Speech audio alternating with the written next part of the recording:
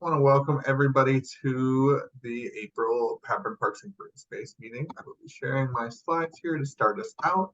We will be hearing from our speaker. So, again, welcome. Welcome, everybody. If you want to go ahead and put your name, affiliation, and any special interests in the chat there, just so we can see who's here, see where everyone's from. A lot of common faces in the group so far, but if anyone's new, feel free to also throw that in. So we know you could even do it in person because we have a small group today. So if you want it. What was that, Jenna? You could do it in person. We have a small group. That's true. Should we do it real quick? Well, no, let's the slides are a little long, so I want to make sure we have time. Okay, all right. Yeah. I just want to introduce our co-work group chairs, and they'll go ahead and introduce them, starting with Rich. Hi, everyone. Rich Christiana, Appalachian State University, an associate professor of public health here. And then we got Jeanette. Hello, everybody. Jeanette Gassett. I'm in epidemiology at the Tulane University School of Public Health and Tropical Medicine with Andy, who is a student of mine in the master's program. And last but not least, Sandy. Wait, I'm also with Rich and Sandy, one of the co-leads. Welcome, everybody, and thank you, Pam, so much for coming. And Sandy, if you want to jump on. Hi, Sandy Slater, also one of the co-leads of the group. I'm at Concordia University in Wisconsin, and I'm professor and director of our undergraduate public health program. Awesome. Well, we're going to go ahead and just give you a quick agenda here. So we're going to jump into our presentation here in a minute by Pam. She's a landscape architecture with the Milwaukee Public Schools Department of Recreation and Community Services. We'll have a little bit more of an intro in a second. But then we'll do our Q&A afterwards, and then we have project updates / new project proposals. If anyone's got any updates or project proposals they have, that'll be the time. I'll have a little open mic session, and then we'll talk about next meeting and upcoming PAPREN presentations as a whole. So I'm going to let Pam come on here, and I'm just going to give her a quick introduction. Stop sharing. So Pam Zimmerman is a landscape architect with Milwaukee Public School Department of Recreation and Community Service, and Pam dedicates herself to addressing social equity and resilience through design. Pam believes community engagement is critical to success, equitable park planning. She includes neighbors and stakeholders in decision-making and implementation of projects that affect their neighborhoods. She brings over 25 years of experience in public practice since she graduated from the University of Wisconsin, and her passion for creating parks and preserving open spaces is acknowledged in numerous awards. Pam is deeply committed to her profession and community as an active volunteer. Let's go ahead and welcome Pam as she talks about Milwaukee's Dream Build Play initiative.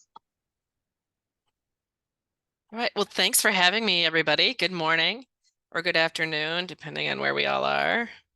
Sorry about I'll start. Let's see if oh, whoops, now we're in the middle. There we go. We'll start at the beginning here. So I always like to start with a picture here of Milwaukee. So Sandy should be very familiar where we're at, but you know, not everyone knows where Milwaukee is, but here we are, just a little north of Chicago. Wishing we could see the northern lights yesterday, but it was cloudy. So as we'll kind of move through, so Milwaukee is known for a lot of things. We're on the Great Lakes. We have a wonderful museum built by Calatrava. Harley Davidson is one of our corporations, kind of our industrial past. But Milwaukee is also known for a lot of other things. So we have 3 maps here. So one is our redlining maps from the 30s. Another is a little more recent map of racial segregation in Milwaukee. And then the third map is our playfields, and they're the red and orange are higher need for updating and needing capital improvements, and then the green are playfields. And Playfield is an urban park in Milwaukee, just for everybody's knowledge, and that's what we do. So Milwaukee Recreation we're a little unique. We have the city, the county, and Milwaukee Recreation. So all of the neighborhood parks fall under the school district, and that's our purview. So that's the dots in the the big dots in the third map here. As you can see, all of these really have a pattern. So this goes way back to systemic disinvestment in Milwaukee. So we're also one of the metropolitan areas with the highest ratio of poverty and segregation. So those are the kind of unfun facts about Milwaukee. But Milwaukee is also rated by National Geographic magazine.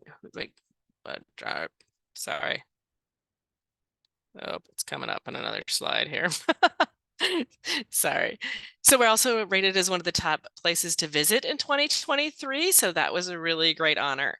So Milwaukee Recreation was formed in 1911 with one of our prime initiatives of helping immigrants learn the English language. So we became our original tagline was the city of the lighted schoolhouses, and providing wraparound programming for communities before, after school, and that our school buildings in Milwaukee would be open to the public.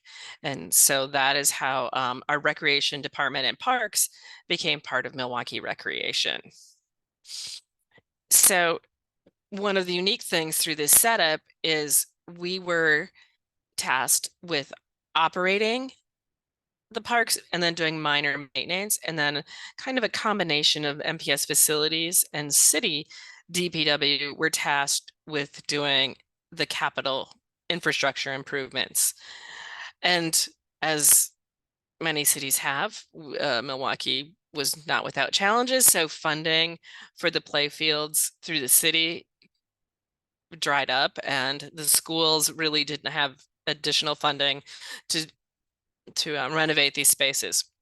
So what happened is we had over a half a century of disinvestment. So this is what our playfields looked like in 2016.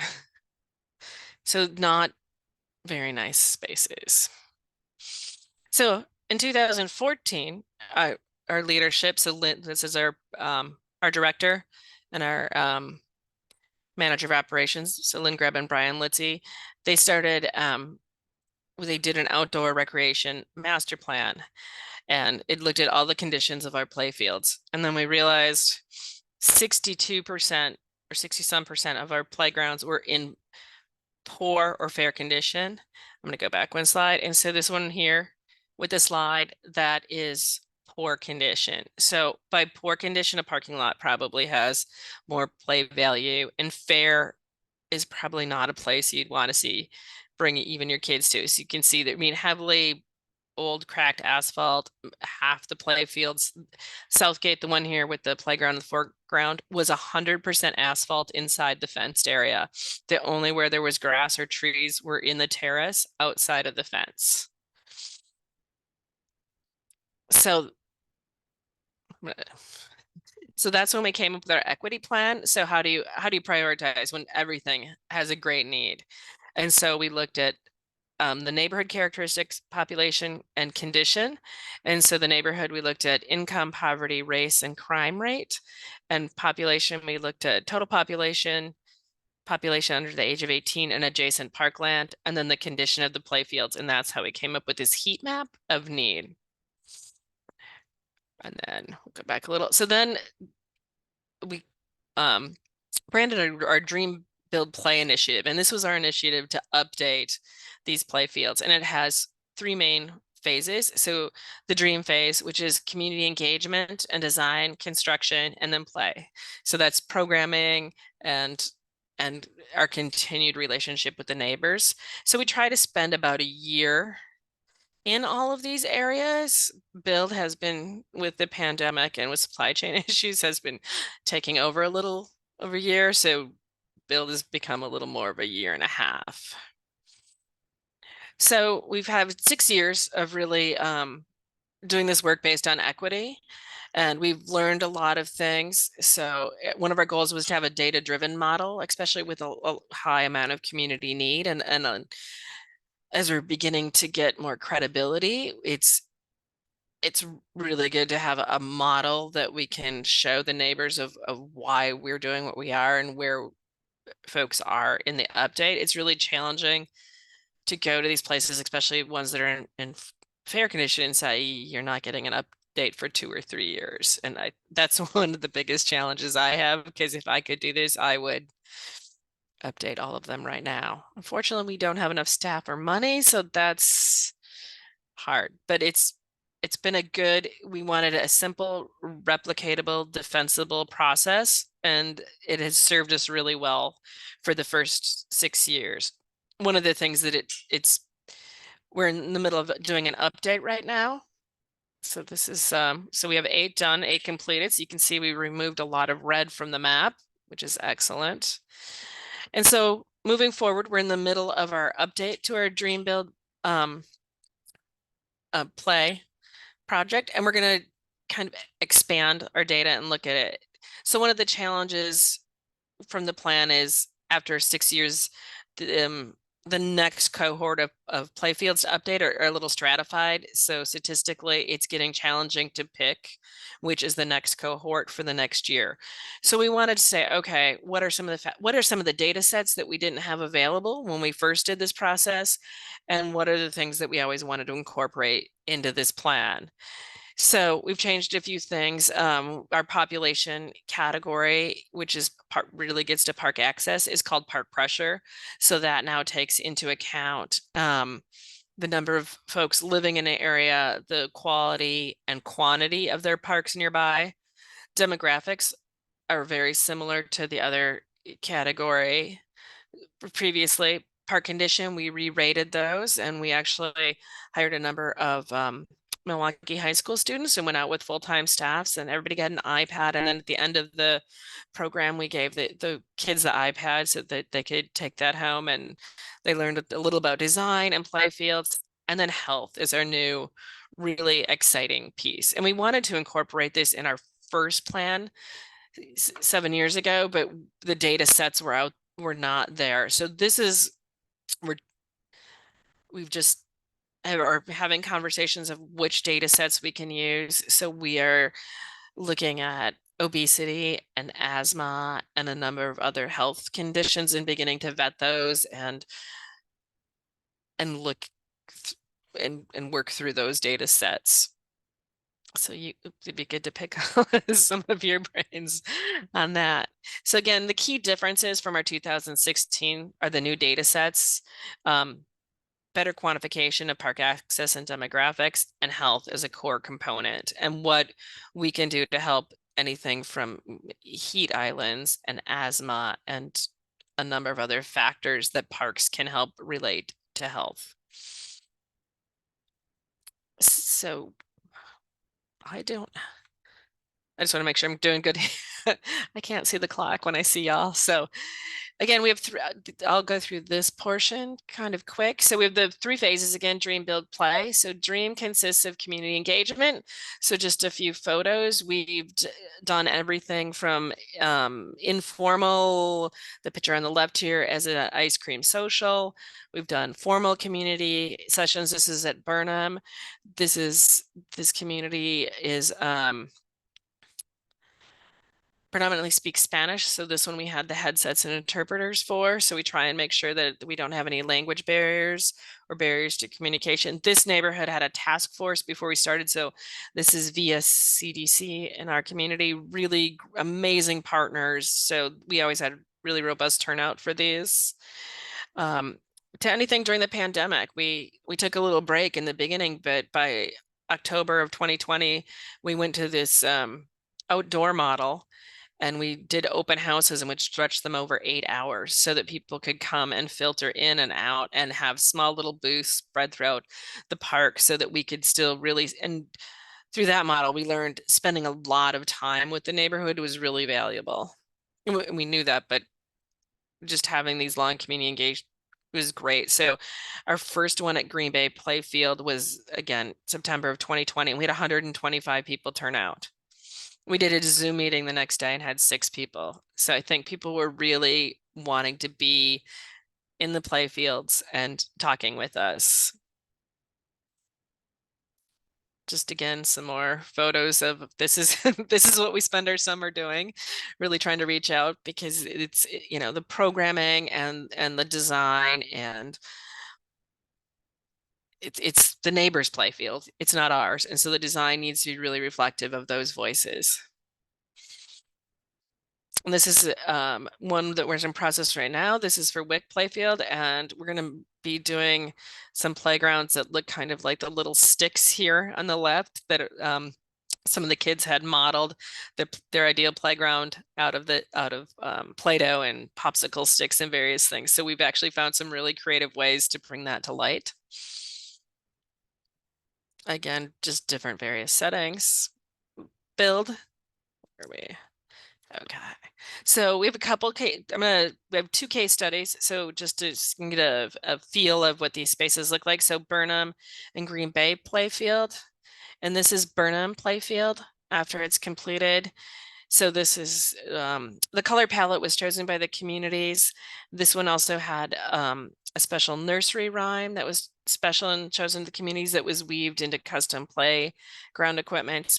So you can see what Burnham looked like before. I mean, this to me was just one of the saddest things when I started working here. This is a wading pool in an area that has very little air conditioning. So it's their respite and cooling. And there's not a shade. I don't even know if there's a bench in there. It's just, you can see it in the lower right too. So this is what Burnham looked like before. And this is what Burnham looks like today. And the turf soccer field is also a stormwater facility. So it captures a large volume of stormwater. And that way we don't have to have a lot of open infiltration basins and other things. We can keep this site a high level of amenities for the neighborhood. And this is really based off a lot of great feedback. The University of Wisconsin had worked with the neighborhood task force before we started, so we built on their efforts. Couple, so you can see some of the stormwater going in at the turf play field. This one is also on a peat bog. So even the playground had to have 132 pilings just to support a playground, which was a little crazy, but our geotech folks were like, well, you should build it somewhere else. And we're like, well, that's not going to work. So we're going to have to figure out how to get it done. And then one of the things we do is we have a big celebration. Our ribbon cuttings really involve the community, all of the partners. This is also our superintendent of schools.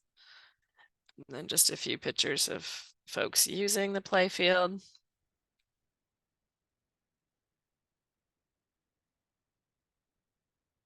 And again, this was the nursery rhyme that folks identified during the community engagement, and these are concrete chickens.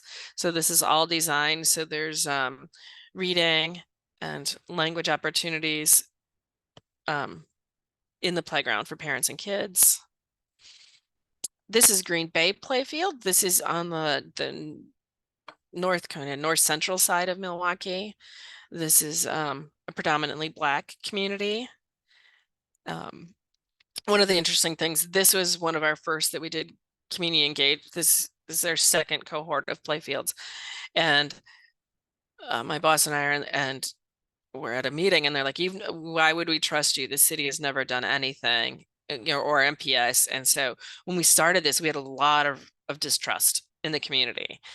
So, and one of the members in the community, it was at his church, but he had lived near one of our first playgrounds. What he did, and he said, he's like, they came, they listened, and they built what they said they're going to do. They will do something. And it was great because at that moment, people were like, okay, well, we'll give them a chance. And that's one thing we really try to do. When we go in and do community engagement, we try to follow up with build the next year. Sometimes we've gotten delayed because of federal grants and getting things signed, but having that credibility is really amazing. I mean, we had one community engagement, and this was kind of during the whole mail snafu that was going on a while back, and they delivered our postcards 6 weeks late, and they kept trickling in between 6 to 8 weeks. And people were really mad. They thought that were trying to like pull something over. And of course, it had my phone number on it. So I got all of the phone calls. So we scheduled another community engagement, and I went out on a Saturday for 6 hours and put like door hangers on every door so that folks could see me out in the neighborhood doing this, saying, okay, I heard you. We now have a trust issue. We were not trying to block you from coming from community engagement. And so like one person didn't get it, and I I know I put a number. And the other people are like, no, we saw her. She was out there all day. And it was like, okay. So sometimes things don't go perfectly and you have to really, it's really through this process, it's easy to lose trust. It's hard to build trust. And we work really hard to do that. And that's one of the things we really try to do because there's a lot of systemic disinvestment and there's a lot of mistrust in these communities in Milwaukee. And they haven't seen any investment like this in 70 years. So it almost seems a little unreal when we start. But now that there's a few done, they can go see them and realize, okay, they are legit. They actually mean this, and this will happen. So we can flip through. So Green Bay, this was our first kind of combination school Playfield site. So the building here is the school. It's a success center. So that is a school when kids it's fourth grade and up, when they are not thriving in a traditional school or basically kind of kicked out of traditional school, they can come here and have restorative practices and work through trauma and then with the goal of eventually being back into a more traditional school. So this is so you can see, I love this one. So we also worked with, so this was kind of a space that was, since it's not a traditional school, it afforded us to do some different opportunities. So this area, this half circle here is 2 outdoor classrooms, and they really wanted to have a space of just 6 to 8 people sit in the shade and be able to have conversations and be outside. But the other thing the community wanted was really bright colors and vibrant and energy. So I think this was Site Design Group out of Chicago was our prime designer. I think they really delivered on this. Again, really robust community engagement. And the pandemic did slow this project a little, but we didn't stop community engagement. So it gave us a lot of time to really connect with the neighbors. Groundbreaking. Ribbon cutting. So this a ribbon cutting was October of last year. So some large, again, stormwater features.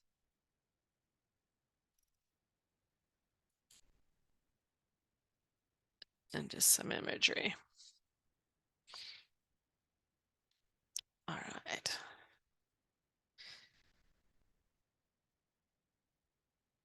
So I can stop sharing or take questions.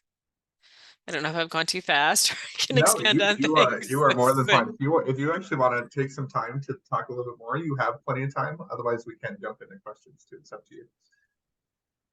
Yeah, I think we're really excited about this new direction and our health piece and our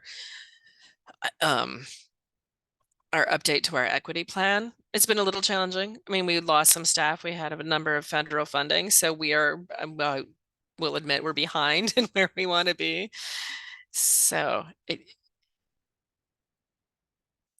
yeah, I think we learn a lot about community engagement every time we do this, which I think is one of our most important pieces. We kind of started with, I think you saw some of those, 2-hour sessions in person, and it's just, that is a good thing to pair with other things because it's hard for a casual user, it's hard for single moms, it's hard for people with challenges if you do those at night and they work night. So that's when we really use that open house from 2 to 7. Well, it's a lot of our staff time. We can serve food, we can do music, or we can do part of community festivals. Really, I think it's a better breadth of the neighborhood and cross section. And I think both of these being part of our, second cohort allowed us to really learn a lot from the first few.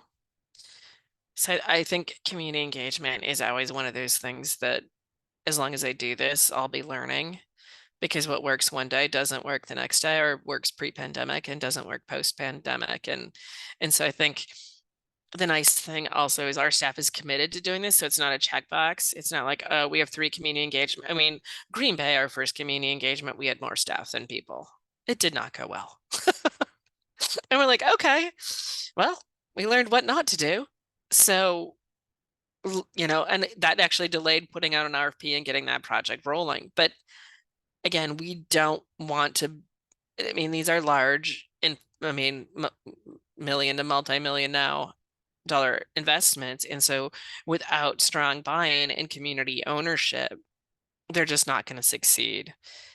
So I think that's one of the most critical pieces that we really work through, is making sure that that's the question we ask, is like, did we hear your voice? Do you feel like your voice is in the designs of these play fields? And I think from our few warm days this spring to watch people out there, the response has really been amazing, and people have really embraced and are using these play fields.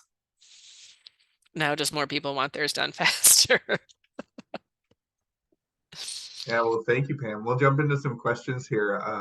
A few came in during your talk, so I'll just go through those first. But Dr. Gassat was interested in who provided the quotes when you were talking about kind of transitioning into this new phase. You had a slide up with a few quotes. Can we go back? Yeah, so a lot of those are from our director. I pulled, so there's we have 4 landscape architects on our staff and our director. This one. Yes, so that was a combination of all of our staff.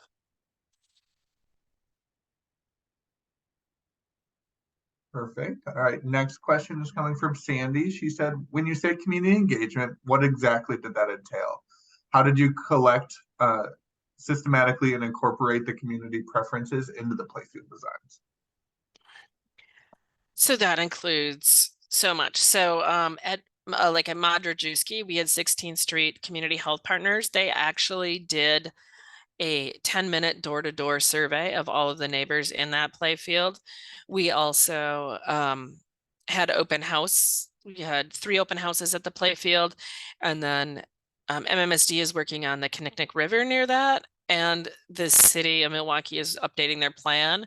So we also participated with the city in their plan review, and we also participated with MMSD at their open houses. So it is a variety of things. Once we get into a neighborhood, we try and find the stakeholders and the leaders. So Burnham, we're really lucky. So that was the Layton Boulevard neighborhood, and now via CDC. So they already had a task force and group, but we worked with both of the schools, the neighborhood. We attended like safe and sound meetings. We attended ice cream socials.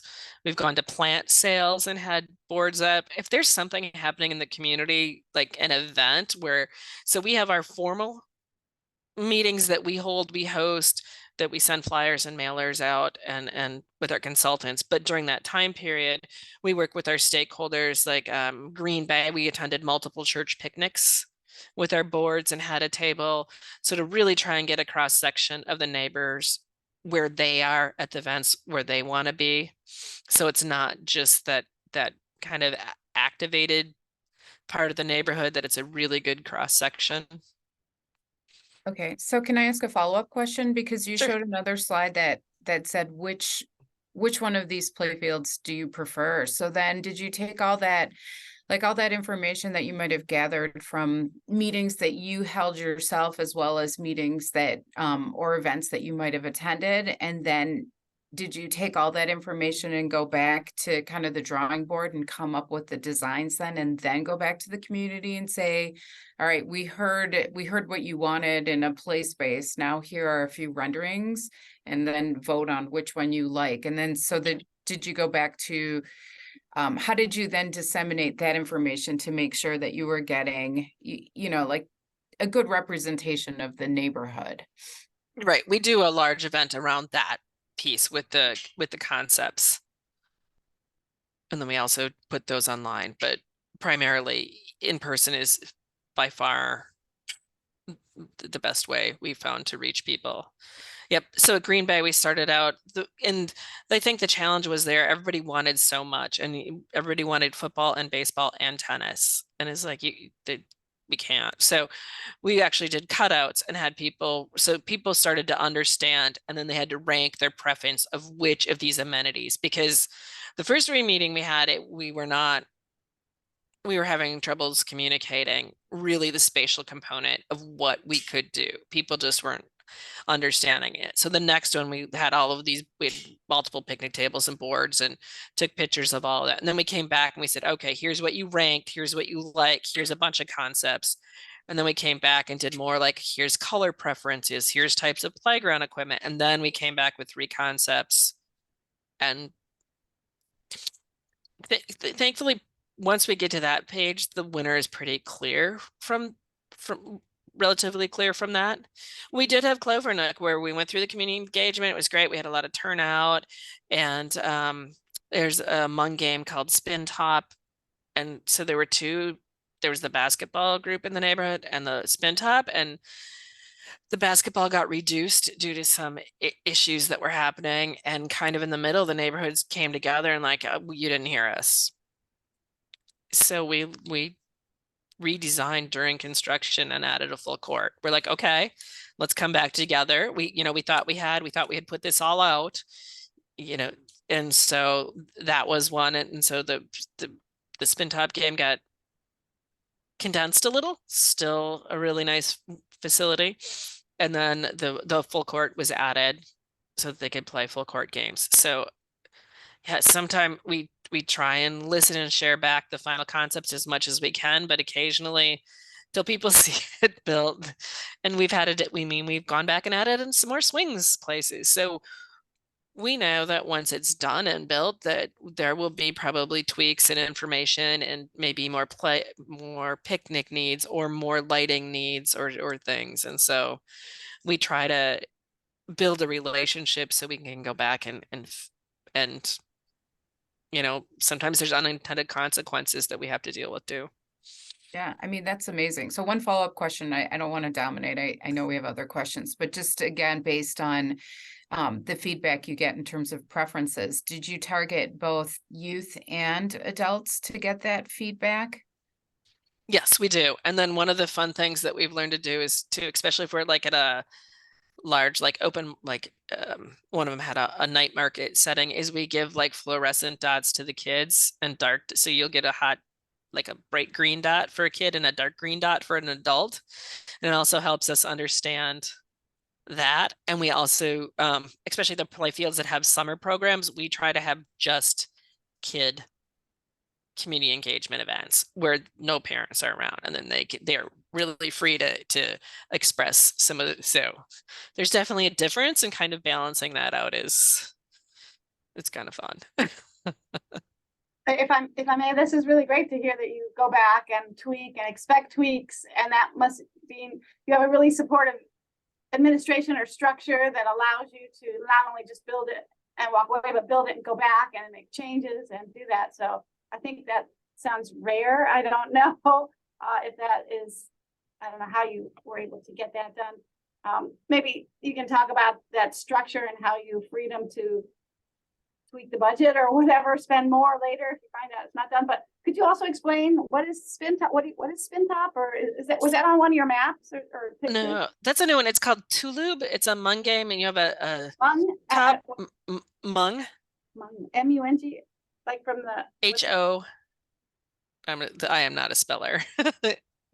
H-M-O-N-G. There. Oh, Yeah. Yes. Vietnamese Yes, people, yes. or Cambodian people. Okay. So there's 2.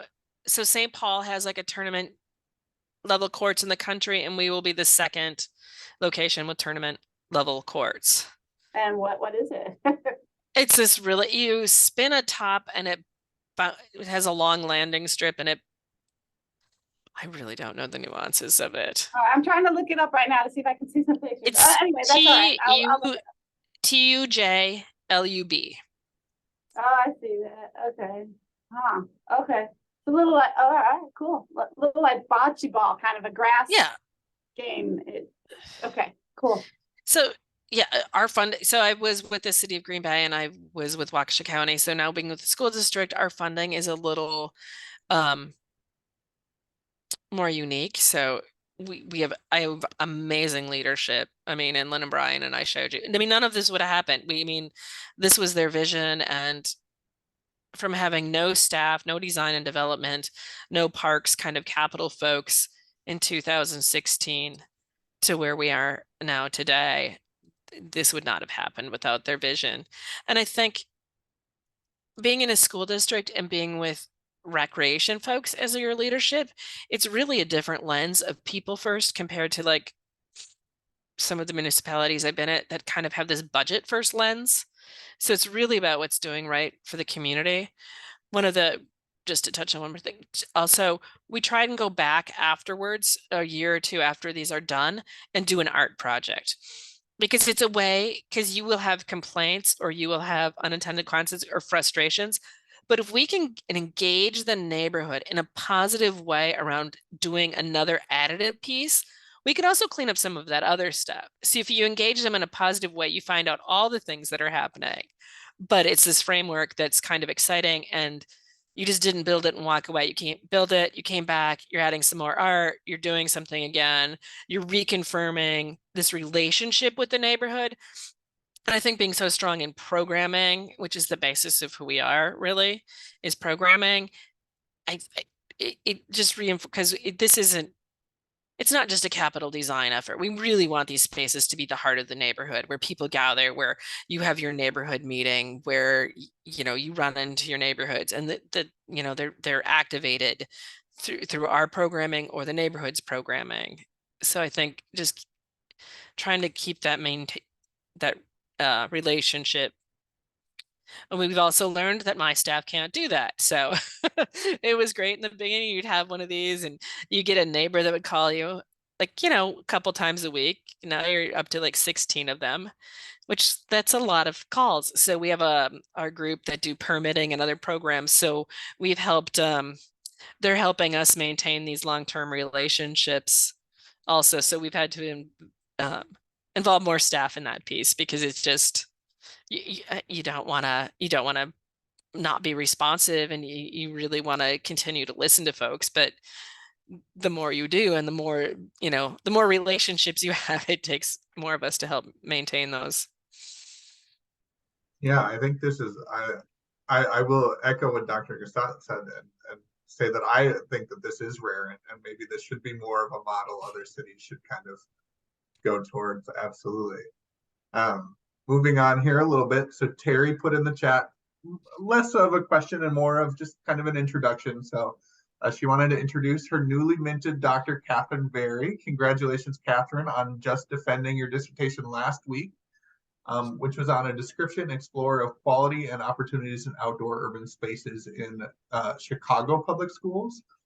And she used a design by Susan Harrington, which is the 7 C's to assess the values of play areas to support early childhood development. And if you're interested in that, Pam, there is a link there in the chat that you can check that out. All right. Too. And we'll make sure to make that connection too, as well as Pam's email is now in the chat too. If anyone wants to grab that quick, it will also be in the follow-up email here coming out in a few days. A lot of echoes for beautiful designs. It really is striking to see so many big colors, and I think that that's really, really cool. A question I want to kind of get to here that was brought up a few times was maintenance schedules and funding. Was that built in? Is that something that has its own funding, or how does that work? That is built in. We also, we're going through so many new changes. We do have a new maintenance staff. At the same time that we did our master plan, we did a maintenance master plan. And so it does take into account one of the things we're going to do for the first time this spring. So now our first playground was finished construction in 2019. So we're a little over 4 years in. We're going to go back and do a post-occupancy evaluation in May and really look at materials and see, I mean, being an urban system, these are pretty vulnerable areas. So really looking at what materials are working, what parts of design are working, what are not working. So that is we work closely with our maintenance staff. We meet every week. We continually talk. I mean, one of our goals with this project too is to use the most robust materials we can afford up front and make sure that we are building things for longevity. And the nice thing is a lot of the biophilic elements like natural stone and trees and all of these wonderful things that have all of this health benefits and mental health benefits are what are holding up well too. So it's, and precast concrete and things like that are not holding up as well. So it's, and that will just continue to help inform our design decisions and maintenance capabilities in the future, because the Mhm. goal is not to have these spaces look like they looked when we started. Absolutely. And then kind of a follow-up question there from Sandy was she wanted to know kind of about the building process, including funding sources. So if you want to just talk about that. Yes. So our primary budget funds are what are called extension funds. So in the school district, we have two tax streams. So one goes to the schools and the other goes to Milwaukee Recreation. So it does not, like we say, this does not take books out of classrooms or anything out of the schools. So it is part of part of the community extension funds is that the funding for our play fields, they are required to be open to the public. So we cannot do schoolyards with our funding because they are closed during the school week.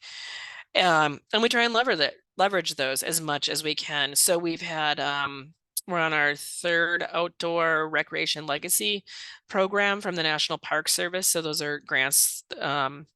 We've gotten right around $3 million in funding with that. We apply for state stewardship, the Knowles Stewardship Grant. That is through our local DNR. We've had community foundations that have partnered with us. We do a lot with MMS, our Metropolitan Sewage District, and stormwater and green infrastructure. They have a great new program from protecting the Great Lakes, and that they actually pay for the infrastructure, the green infrastructure at our play fields, and do 5 years of maintenance for us. So that's fabulous. And that they also pay our consultants, and that there's no match to that. That is just an awesome new program that we're working with them on. And we're looking at a little over $1.5 million in funding for the next wave of projects for that also. One of our challenges are we don't apply for grants that could go to schools. So we have our Green Schoolyards program is kind of our sister group that's in facilities. And if they can apply to that, there's a greater need at the schools. So we do not compete with ourselves. So we apply for funding that is primarily parks. Awesome. Just a quick clarification there on our introduction. Kate is not one of Terry's students, but she was on her committee. But she got her degree from the Erickson Institute. Yeah. I guess a question from me is I was wondering how kind of this push towards imaginative play was kind of assessed. We have these big structures and it looks like there was plenty of imaginative play. But how is that discussed with say parents who maybe don't quite understand that, or was it addressed in these conversations? It is, and yeah, that's a good question. I mean, there are some things like sometimes a stage might show. There's opportunities to have some of these small places for imaginative play. So in the design phase, the goal is to really get the big needs of the communities. But then as designers, you can do these little outdoor classrooms, or you could do small stages, or you can do these kind of, interstitial spaces that connect things that really allow for these opportunities that may not come up in a community engagement, because you can only show so many examples and people can only pull from really their past experience and lived experiences and what they've seen or what they've Googled. So I think as the designer, how do you balance some of these spaces like you're talking about that just really make for interesting spaces, plus with the community needs. So we try not to leave any of that out, but we try to add. Awesome, thank you. I'm going to open it up here for the next about 3 minutes. If anyone else has any additional questions, go ahead and unmute yourself and go ahead and ask final questions. I just have one final question, unless somebody else has one, since I've had a few questions. nobody else does. I was just gonna ask about, so you say it's a data-driven equity model, Pam, so, and you said you, sometimes have difficulty finding data, but what, like, is your data predominantly collected from the communities themselves, or are you using other data sources to drive these projects? We use a lot of both, but for the equity plan, we use a lot of like GIS data. I mean, for like the safety component, we use like crimes against people, and we use a lot of census data, and we have an Office of Equity and Inclusion that have data folks that have been on this team with us. So we bring other data experts in to really help us to understand and also normalize data and do all of those things with data that a landscape architect, like I know we want to get here, but how do you make things that are statistically valid, and how do you compare certain kind of data? That's not my wheelhouse at all. So we find experts to be part of our team to really help us with that component of it. And then one final question, you may have said this, but I don't recall it. How many playfields are on your list for renovation? We have 52, but some of them are smaller. So. And you said you have completed 8 so far? We have 8 done, and we have 8 in process. Okay. So we have a ways to go. I know Always where you're do. going, Sandy. Are you gonna get in and evaluate them with your team? Yeah. You got the You pre never and know. post. You never know. All right, Terry, Never you're going to get know. the final question here. You can go ahead. Okay, mine is just a really nitty gritty because this is an issue under discussion for the design of a new school here in Evanston. And that is, are you using, or to what degree do you use artificial turf on playfields versus real grass, and why? We use mostly real grass, and we use artificial turf. We've used that where we have a stormwater component. And so, because you can capture a large amount of stormwater underneath that, and then still don't have to have open basins. So that's, we've tried a few turf mounds, but for the most part,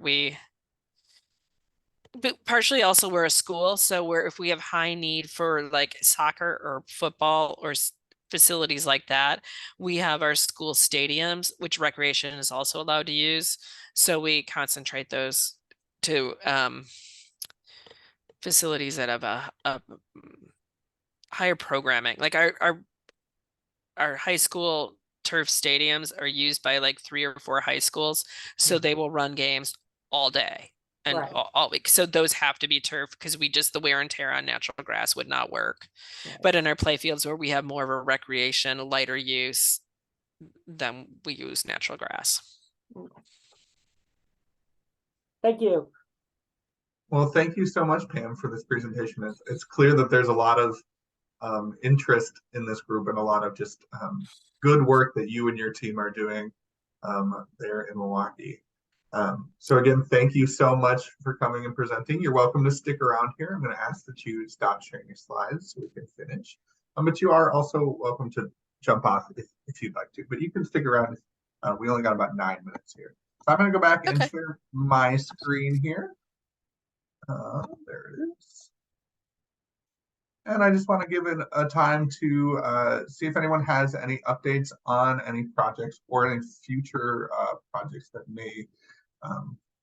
they may be interested in that are coming up the pipeline. So if you do have anything, feel free to unmute yourself. I'm going to give you about a minute here to do so. I don't know if I have anything. We're working on writing up the nature-based health prescription survey that we conducted last year. But I was wondering what we need a new project, a new PAPREN project, or if we have anything that I'm forgetting about. Do we have anything on the line coming up? Oh, so I have I recently got data from Jamie Shrieky, where she was capturing it as part of one of her larger zoning code projects, Jeanette. It was specifically on I'm trying to remember. I mean, they have a large sample of communities around the country, municipalities where they're capturing all the zoning code regulations. And in there, they captured information on whether or not the municipalities allowed developers to kind of ask for an exemption from providing parkland as part of some of the developments. So we have that data set that we can move forward for a project. I have a couple of ideas to use it, but I'm still kind of like exploring the data and thinking about other data sources that we can potentially tie it to, like looking to see if there might be some inequitable differences in demographics of communities based on where you have these exemptions that are allowed or something like that. So if anyone, maybe Andy, you can put it in the notes. If this sounds interesting to anyone, contact myself or Andy and we can put together a group and start talking about what we might be able to do with these data. Is this nationwide data? It is, but it's still, I mean, the communities are nationwide, but it's still, I think like I think it represents maybe 60% of the population as a whole. So it's just it's still a subset of communities. It's not like all communities in the country or anything. So we'll have to get from Jamie the methodology on how they selected the communities and everything else, but they have systematically coded all of the zoning regulations. So this does represent kind of a census of all these exemptions for all the communities that they targeted for the study. This is the funded PAPREN study that Jamie and Stephanie have been working on. This was mostly urban, I'm assuming. Well, I mean, it's not all urban, but it's going to be more because it's representing, such a large portion of the population. It's going to be more urban than rural, but again, I have just like the information on the actual exemptions. We'd need to get more demographic information on the communities, and I'm pretty sure they've already captured that as well. So again, if you're interested, we can take a look at the data, see exactly what we've got, what Jamie might also be able to provide that they've already collected in terms of demographics, and then, talk about how we might want to evaluate these different provisions within the zoning codes. Might be a great project for a doctoral student to take the lead on or something. Could be. We have one. Yeah. So, I mean, it's a smaller group today, so it would definitely be something that would be great to send out with the notes so that more people can see that we've got the information. I'll make sure to include that there. Anybody else have any updates quick? Okay, so let's just finish up our slides here again. So quick open mic. I'm just going to start just to get us rolling here. But again, I am graduating here in May. In about 2 weeks, we're done with classes, and I am job hunting. So if anybody hears of anything, so go ahead and send it my way. I'm graduating with my MPH in epidemiology, interested in that, built environment, physical activity, biking infrastructure, GIS mapping, and stuff like that. So if you hear of anything, go ahead and send it to me, send it my way. And I appreciate that in advance. I'm going to open up the mic here for 2 minutes. If anyone has anything they want to add or anything they want to share.